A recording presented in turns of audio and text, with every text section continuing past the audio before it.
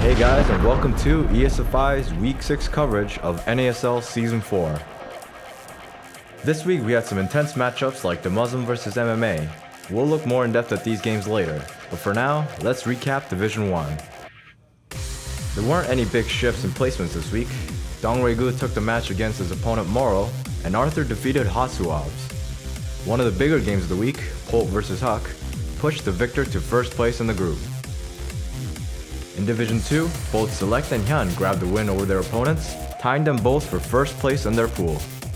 Unfortunately, the other two matches in the group, like many others in the season, had to be rescheduled. In Division 3, a surprising turn of events had Loli defeat Team Liquid's Hero in his match, gaining his first victory off the Korean. In Game 1, Loli took a fast gas before his expansion, followed by a Baneling Nest before the hatchery completed. Hero held the early aggression and took his early lead to the eventual victory. Game 2 on Daybreak had Loli take early gas once again, though this time he opted for his third before any real aggression. A huge Zergling drop in Hero's main did significant damage, but wouldn't seal the deal just yet. After significant army trading, Loli sniped Hero's 4th base, remaxed with the formidable Roach army, and marched to victory. In the final match, Loli went straight macro, going for a gas 6 expand followed by a quick third.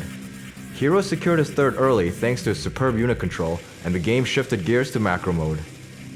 This match showed Loli's use of Hydralisks due to Hero's lack of Colossi use in the earlier games, and Hero's inability to create that critical mass of Colossi is what eventually lost him the game.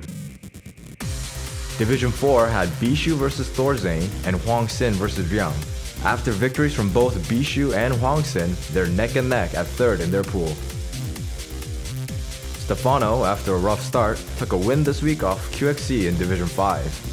Sen maintains his dominance with the victory over TT1, and the Muslim took a victory over MMA, setting him in a great position for the next stage of the tournament. In Game 1, both players decided to go for early expansions, a normal enough opening in TVT. The Muslim, however, had other plans.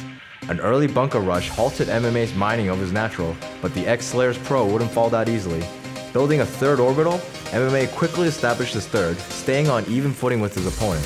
After extensive poking from the Muslim, an engagement on the separated mech army of MMA caused him to lose a majority of his army, creating a deficit that he could never make up.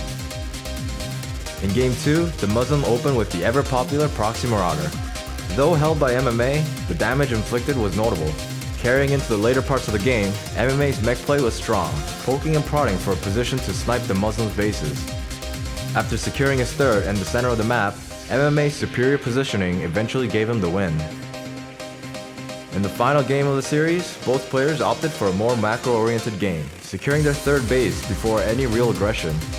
Both players secured a fourth, and the Muslim began pushing for a position near the center of the map when he spotted a hole in the mech defenses, sniping MMA's 4th base and saving his army. After establishing a 4th elsewhere, MMA began to move in to engage the Muslim, but the Bio army, coupled with battle cruisers, held strong, and the Muslim took the win. That's all for this week's coverage of NASL Season 4. Make sure you check out ESFI next week for continued coverage. This is Jin, signing out.